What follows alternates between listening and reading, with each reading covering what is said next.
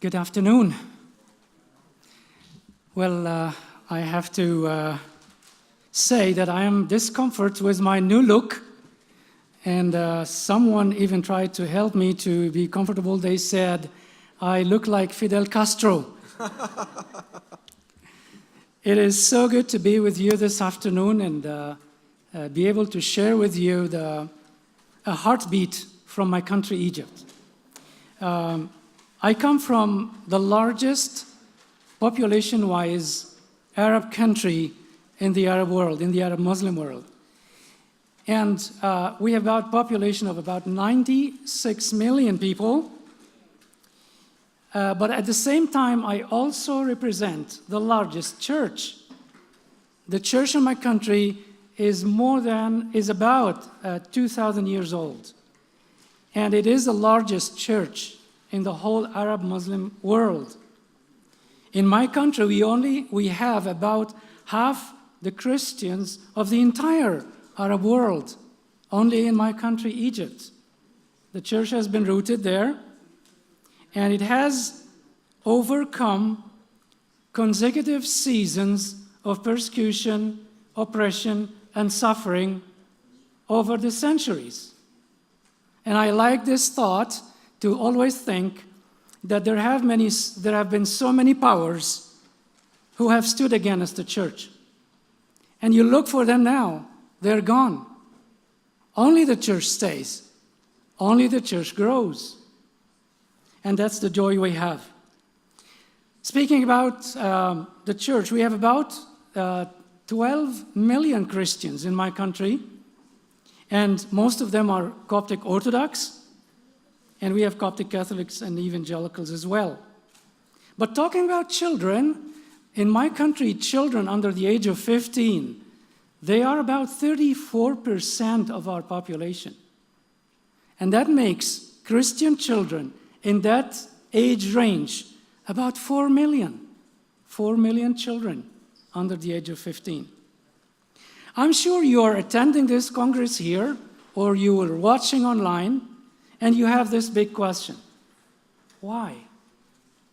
Why is that, all that trouble, suffering, pain is rising every day in our region against the church and against the Christians?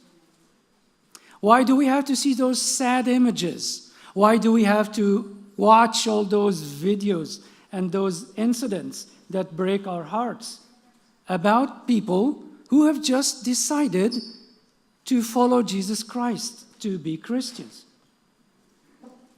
I had the same question when I was watching those incidents of 2016, 2017. In my country, for the first time ever in our church history, we had the first attack inside a church by a suicide bomber in December, the 11th of December, 2016. A peaceful congregation during a morning mass on Sunday. And a man comes in and he blows himself off in the middle of the praying people. So sad.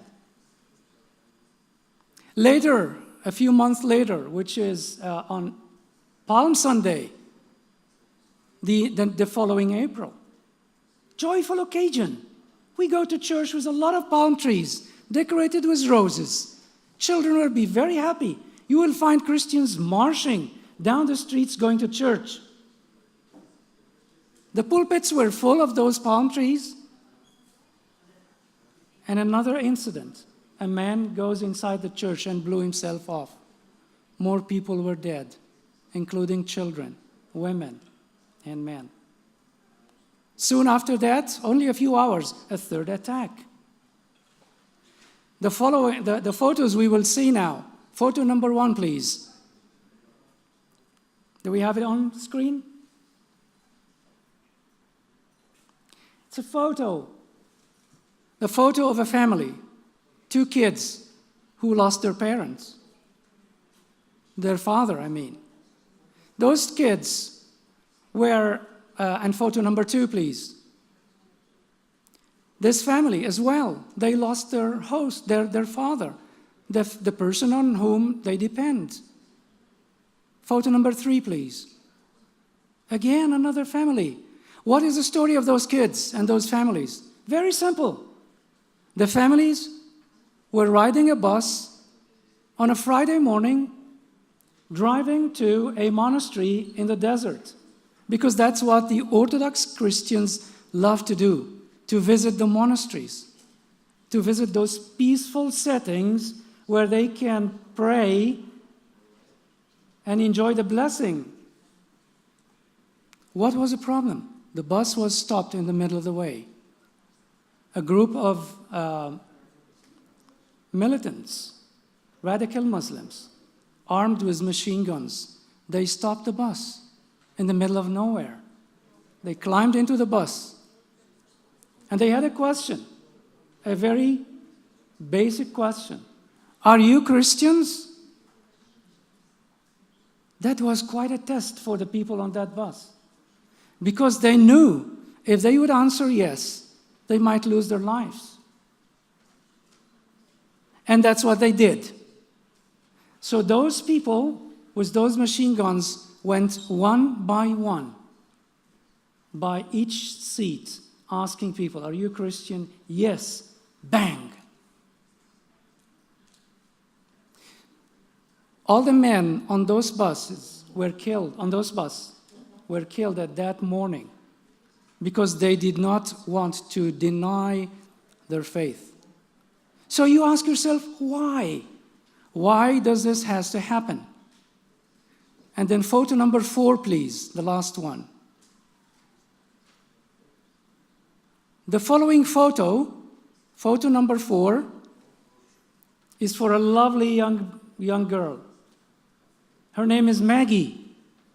Maggie went with her family, with her parents, to church on Sunday morning. She's off school that day because some of the schools, especially the few Christian ones, they have Sunday off, although Sunday is a working day in our country. Maggie was standing next to her mother during the Mass. But Maggie lost her life in that explosion in St. Peter's Church in December 2016.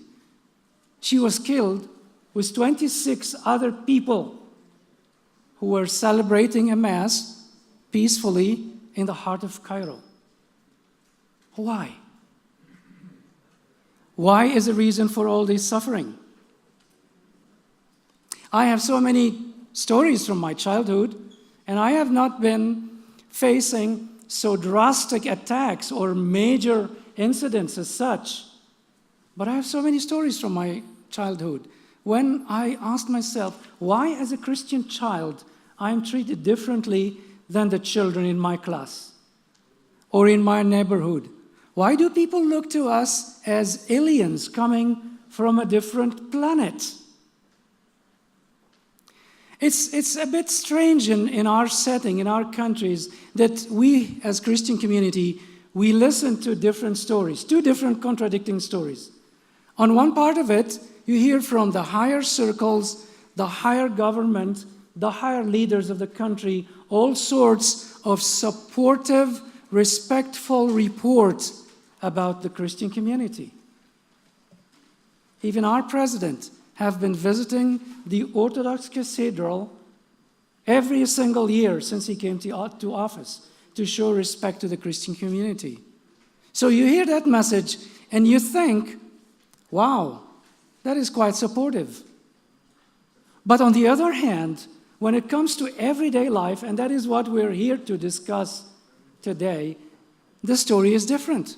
When it comes to the local level, when it comes to everyday life practices, it's a totally different story.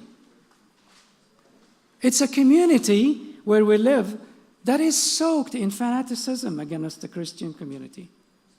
For some reason, in my country, persecution is not driven mainly from above, but it's from the community. It's a community-based persecution. Local authorities and people in charge, and that includes an officer, in the police station, a traffic police on the road you may meet, a doctor in a hospital, a judge in the court even.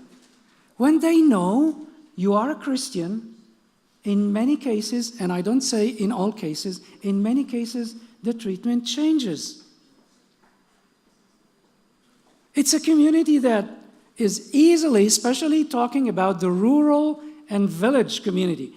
By the way, 60% of the children we're talking about today in Egypt live in the rural areas and in the local villages. So it only requires a rumor that spreads out in the community about a group of Christians who decided to commit a huge crime. What is a crime? They decided to pray in a house.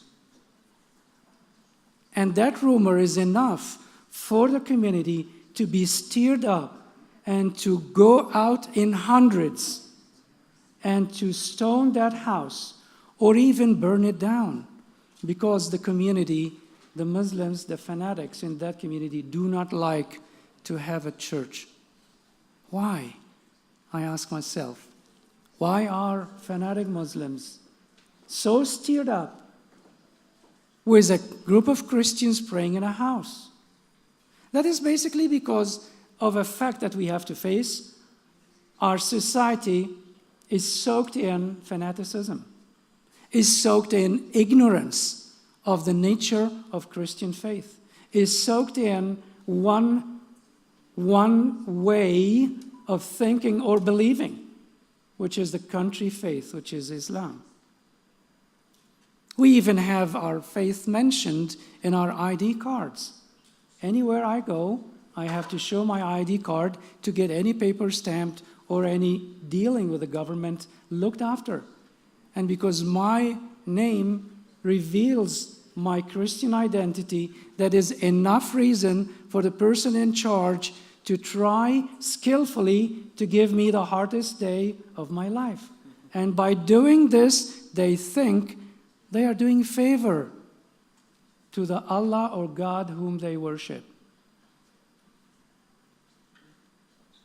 Even in many cases, the local authorities, who are supposedly supportive to every citizen, to all people, when there is a certain attack on a church or on a group of Christians for any reason, they don't seem to run for the help of the Christian community. They just don't want to get in clash with their fellow Muslims, especially when it comes to a situation when fanatic Muslims are trying to take victory against those infidel Christians. So what they think of us. That is the context where most of the Christians in Egypt live, and also many of the countries of the Middle East. But what it becomes very hurtful when we zoom in to the situation of the children, those that I mentioned about the 15 years until 15 years of age. Christians in schools, especially in rural areas, are discriminated against because of their faith, because they are named Marcos, Gerges, Kerolos. They are treated differently by their teachers and by their friends. I can't understand, and this was one of my life dilemmas, why do people, when they see me or know my Christian name, immediately, without even talking to me, they treat me differently. They treat me with a lot of disrespect. They treat me with a lot of, they look down upon me. And that's the situation. Imagine this, a child starts his day or her day in his home to walk to school every day morning. In a small village community, everybody knows everybody. So this poor, lovely child is viewed by all the neighbors as a strange person, as a person with a bad faith, as a person who doesn't have the right belief. And they're treated accordingly. In some schools, Muslim fanatic teachers deliberately would enter the school year where every child are supposed to be optimistic, waiting for a new year to come or to start, and the teacher comes into the class and he looks to the manifest of names and he says, "Where is George? Where is Marcos?" And when he knows where they are, he asks them to sit in the back of the class. He doesn't like to see Christian children in the first row. A story of a young boy called Mina. Mina was just a 9 or 10 years old boy who was treated badly in class because of his faith, his Christian faith, and his name reveals him. Mina is mainly a Christian name. And after day, month after month, he just came home one day in his despair and tears. And he told his family, he ran to his bedroom and he got his Bible. And in front of his parents, he shredded his Bible in pieces. And he said, "I don't want to be a Christian anymore. This religion is bringing me all the pain and agony on a daily basis. Why am I not like the others? Why am I considered as a different person, as an alien, someone who does not belong? He's not like everybody else." It took us a long time to work with Mina and his family to restore his heart back to him as a children ministry. Myrna, that's a different name, a name of a girl. Myrna had a situation, and this is only a few months ago, had a situation in her class. She is in a class in a girls' school where most of the girls, all the girls in her classroom are veiled. And because the teacher of that class consider veiled girls are better and they are nicer or more worth recognition than those girls who are not veiled, she brings Myrna to the front of the class and points her out in front of everybody and says, "You are a nasty girl. You're not veiled. You're not the others." You need to imagine this feeling of that child who have to walk his education years or her education years in such an environment. Intentional neglection, even facing children with hard theological questions. Sometimes we hear stories about a teacher who happens to finish the class earlier. So they want to introduce some fun in the class. So what do? They don't bring toys for the children to play with. They call for Marcos to come forward and ask him questions as, "Can you tell us why Christians worship 3 gods? Can you explain how on earth those idiot Christians believe that God so loved the world that he sent his begotten Son to die for the sinners? How can God, the Almighty, take the image of the man?" Do you feel for Marcus already? Did I try my best to bring him closer to you so you feel what he feels like. I will never forget that January morning, and January is a cold month in my country. When I was young, only a few years back, and don't laugh when I say that, I made a strong effort to disguise my identity so you don't see the color of my hair. It was a morning, and we had an Arabic lesson class. And we were supposed, the day before, all of us to memorize a certain passage from the Quran. And I'd spent the whole evening trying hard to do that. But I just couldn't. I just couldn't.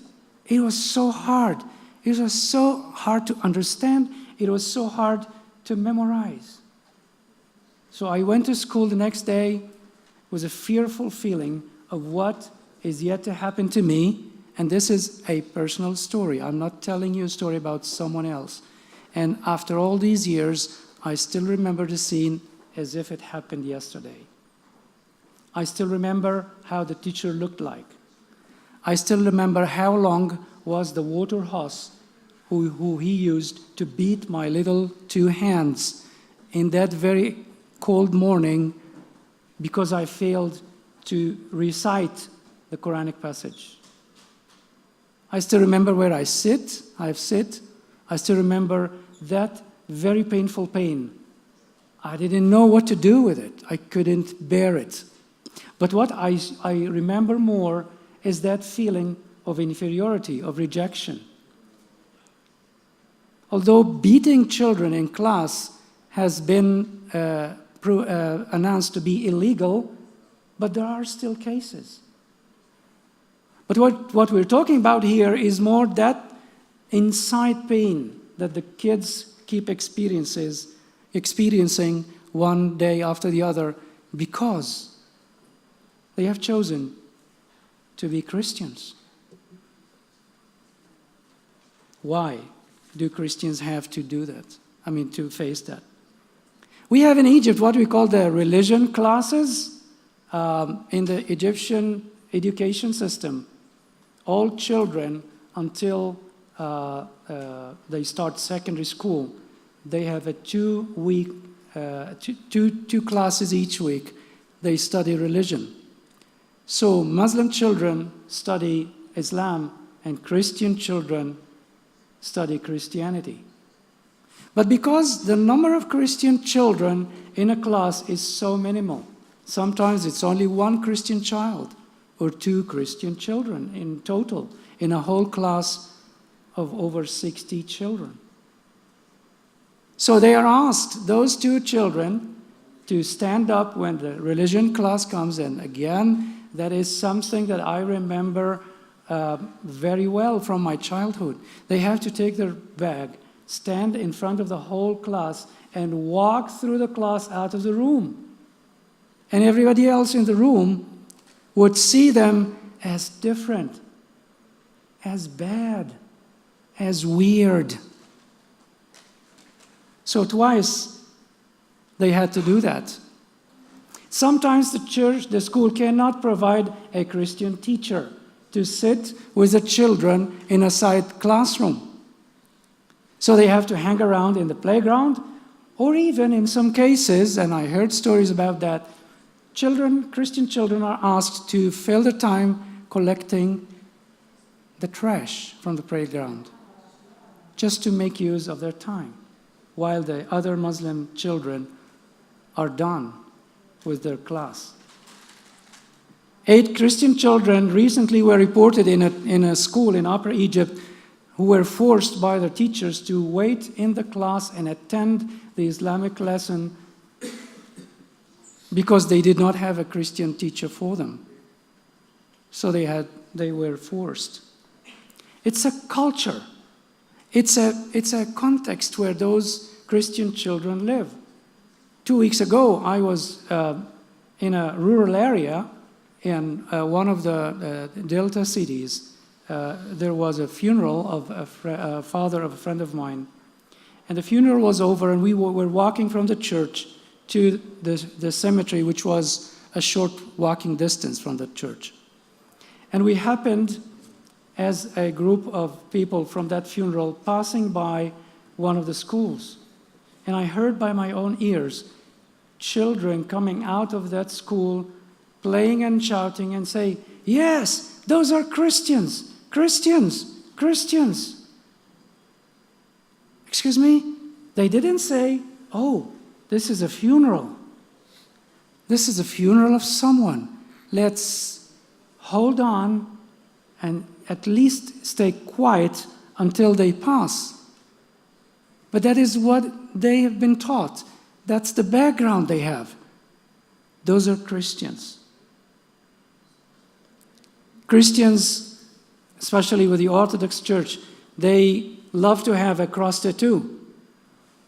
They do that in church, and many of the Coptic Orthodox Christians love to have that as a sign of commitment to the Christian faith. So many cases of Muslim kids say, "You, with your cross, you don't play with us. We don't want to know you. You have to convert." But the problem of Christian children is not only because what they face of the cross, but the lack of support they receive from their families and from their Sunday school teachers. And that's the big pain I have in my heart. Because those kids, mostly the advice they get from their parents, and because their parents don't want to get in troubles or clashes with the local Muslims, they would tell their children, stay away, isolate,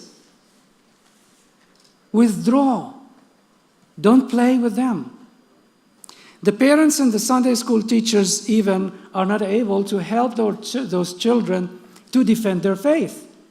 So they grow up with that aspect of fear and brokenness because no one told them, no one taught them that they can actually speak out their Christian faith in boldness. They can show about the love of God as we learn it from the Bible. They just tell them, withdraw. Christian parents and Sunday school children, Sunday school teachers, they don't know their rights. They don't know that they can stand and fight for their rights. And those of them who know, they look out and see the environment where we live. And they ask a question, what can we do? We're just a minority.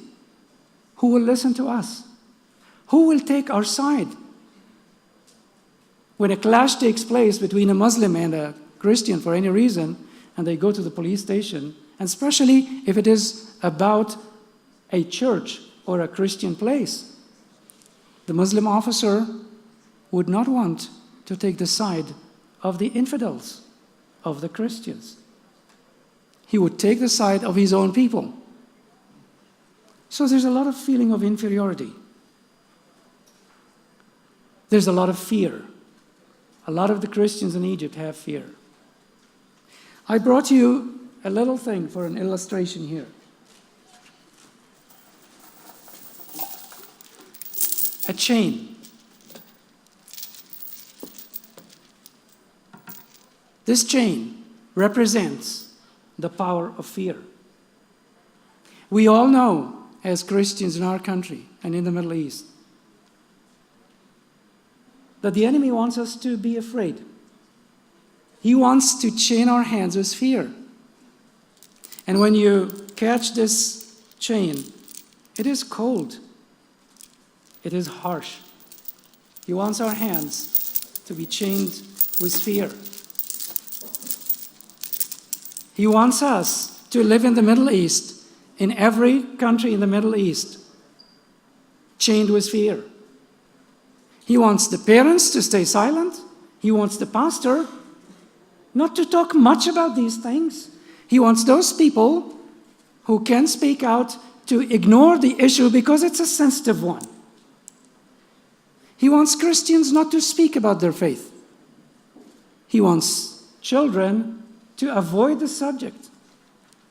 Or he wants people out of the fear of looking or being different or being maltreated because of their faith to just take the easy road and convert into the majority faith.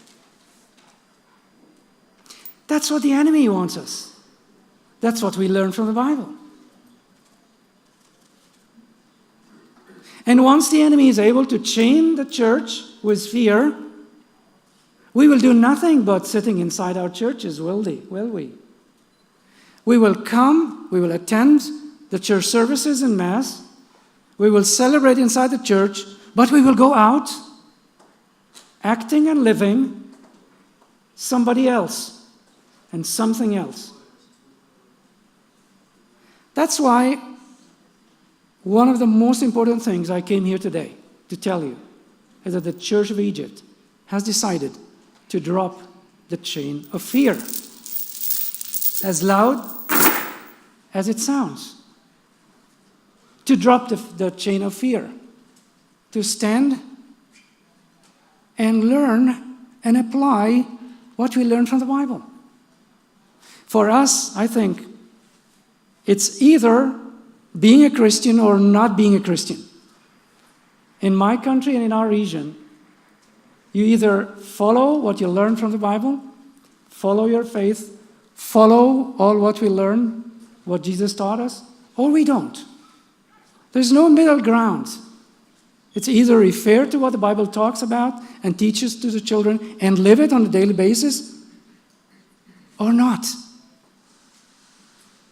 We've heard one of the women, she's very famous in Egypt within the Christian circles. She's the mother of Maryam. We call her the mother of Maryam. The mother of Maryam was standing with Maryam at a gate, at an entrance of a church in Upper Egypt a couple of years ago. After the church was over, and it was again a Sunday morning, and they went out speaking and socializing with the rest of the church members, and suddenly a motorbike came with two fanatic Muslims with machine guns, and they opened fire on the people who were crowding outside the church. The mother of Maryam was injured, but Maryam was killed instantly. This woman was brought for an interview on one of the channels on Egyptian television. And she was interviewed by a Muslim prominent television presenter, talk show presenter. And she told her story. And she told what happened. And the man was very angry when he listened to the details. And he was very sympathetic with her. And he just kept yelling in anger, then asking her a question. What do you wish those killers to face? And that woman, with an angelic smile and a heart full of love, compassion, and forgiveness, she said, you know what? I wish them to know God. Because when they do, when they know the real God, they will change. They will stop killing people for reasons they don't know or they don't understand. And the man got really, really upset because he said, don't you wish them don't you have any curses or any things to wish them? Or don't you wish them to go to hell? Don't you wish them just to vanish from this universe? She said, no, I don't, because this is not what I learned in the Bible. We learn in the Bible that we Christians are different because we are the only ones who are taught to love and forgive. And the man got really puzzled. What do you mean forgiveness? What are you talking about? Yeah, it is impossible if you think about it, if you talk about it from a discussion point of view. But that is the core belief, the core faith we have. We as an Egyptian church, and I love to give you this good news. Of all these seasons of persecution and pressure, of all these stories of children and youngsters who face all these daily harassments and pressures because of their faith, because of their innocent belief in Christian faith. But as a church, we've decided to speak loud and to teach loud the message of love and forgiveness.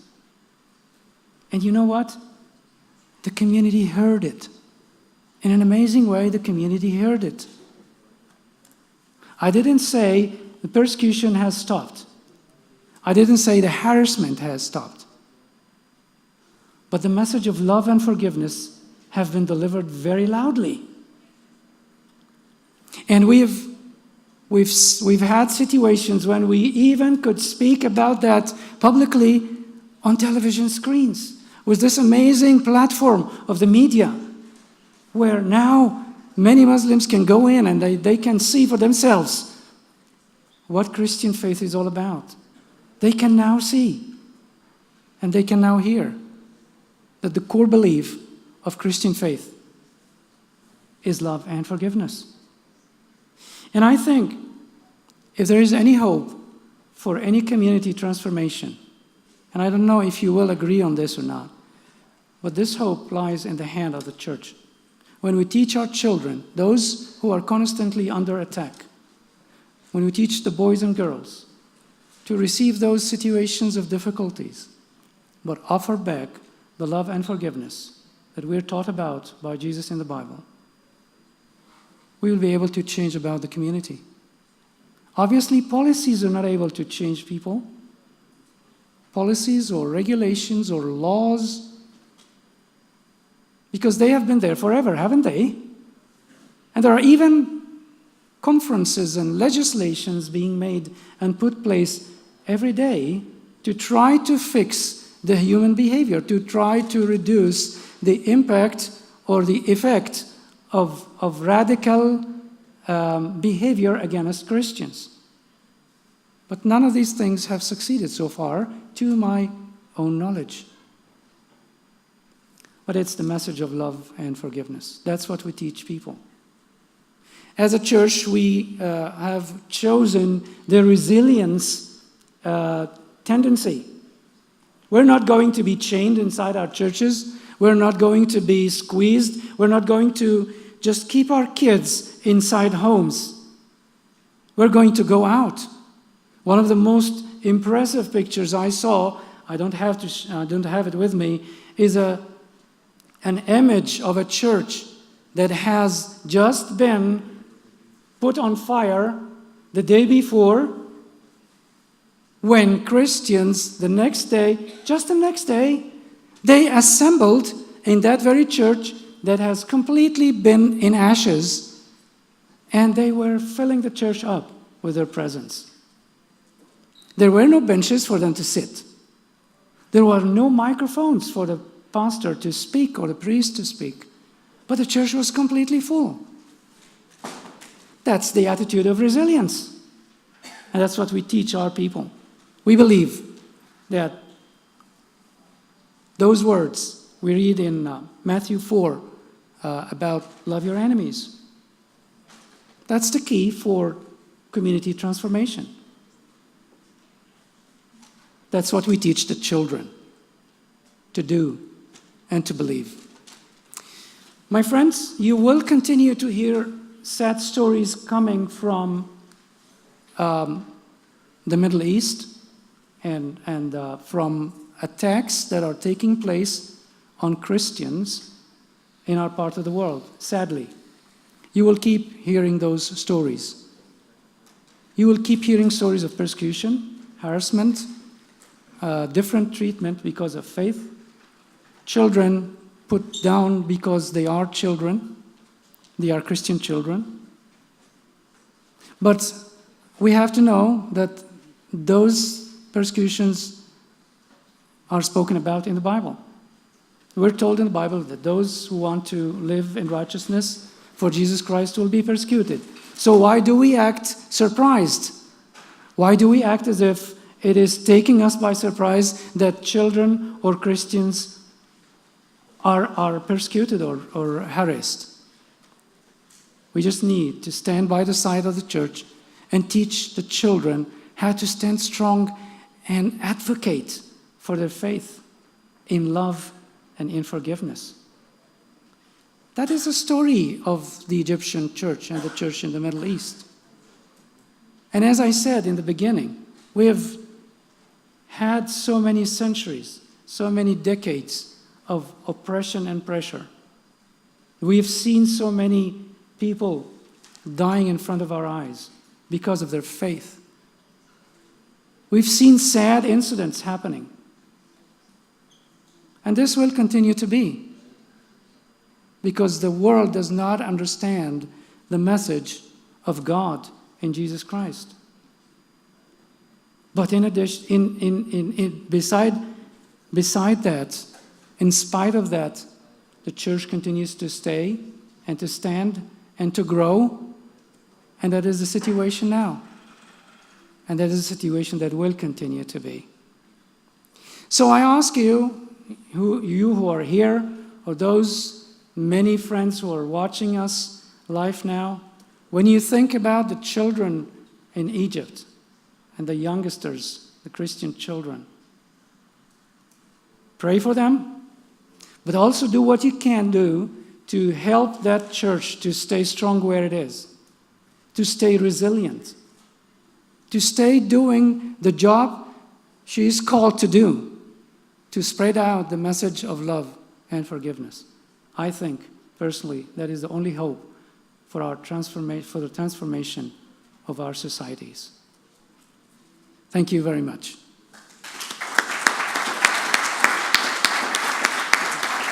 Thank you.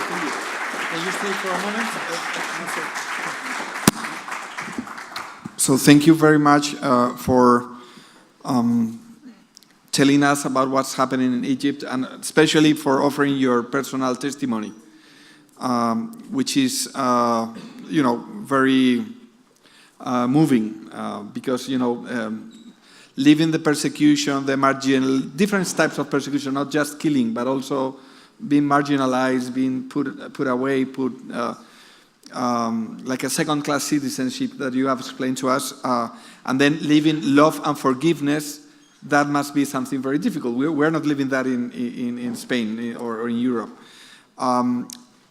So that's how you live it. That's how the church lives, its presence in Egypt. But I am the father of 5 sons, and I know how the kids are. And kids love to fight against injustice. So you told us that they broke their fear, no? Their chain of fear. But at the same time, I cannot imagine my children living love and forgiveness always when they are being treated like second-class citizens, no? So could you tell us a little bit, how their children, Christian children, live their, this situation, and I assume that they love and they forgive, but at the same time, sometimes I'm sure that they might want to rebel against this unjust situation.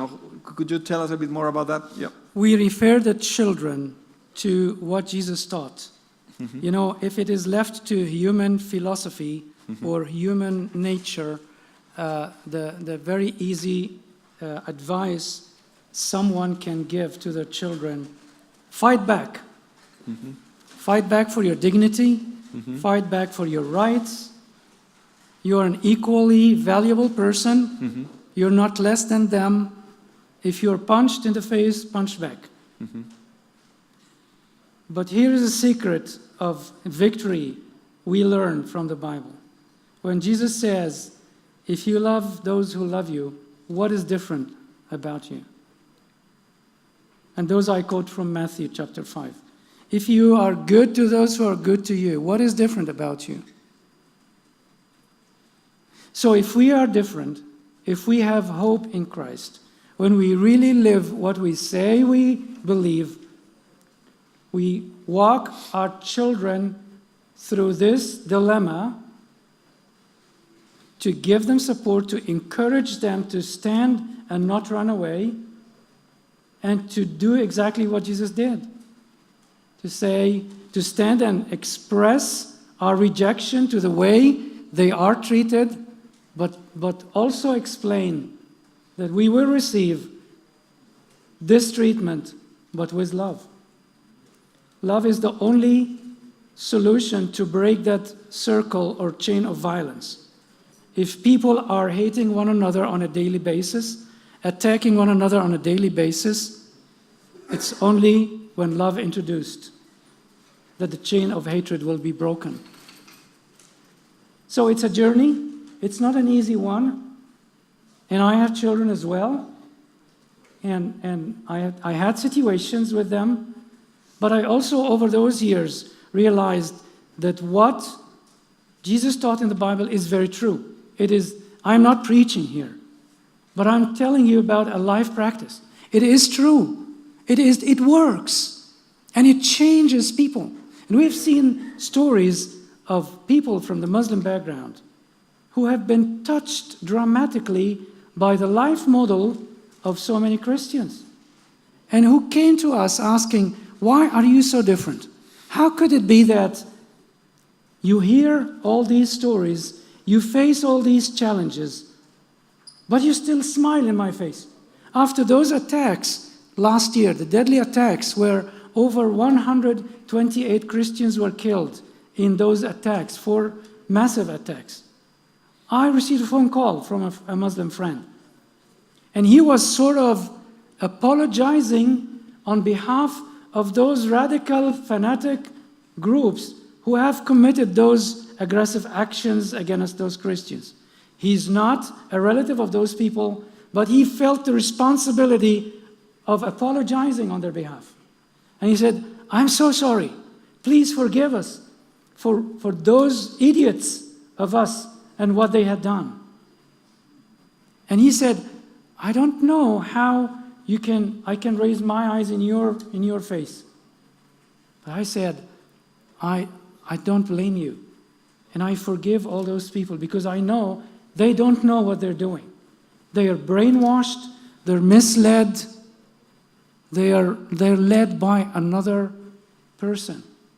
So it's a journey. It is not easy. And I hope you get me on this. It is not easy. It has never been easy. But still, it is a secret of victory for the church. Is that an answer to your question? Yeah. Very, thank you very much. And one final question, if I may. So, what can we do, to help those persecuted Christians in Egypt, particularly children and young people? You said that we can pray, and that's the number one thing that we can do, and we're for sure we're gonna pray much stronger, after hearing you. And what else can we do? I think Christians or organizations in Europe can also, in a constructive way, work with the Egyptian government, which is very interested now in developing education. Education is one of the main solutions to eliminate the presence of fanaticism. And those days, as I said, our government is very keen on changing the education, or on looking at the curriculums to see where the radical codes or lessons in our curriculums for the children, where they are, and eliminate them. I think you have a strong opportunity through supportive, not aggressive language on the political level to work with the government, to invest with the Egyptian government into changing the education and promoting the spirit of diversity. And of all these stories I have mentioned, I still see hope that this is time for that type of talk. So I think you have a lot to do in that way. Okay. Thank you very much. Thank you.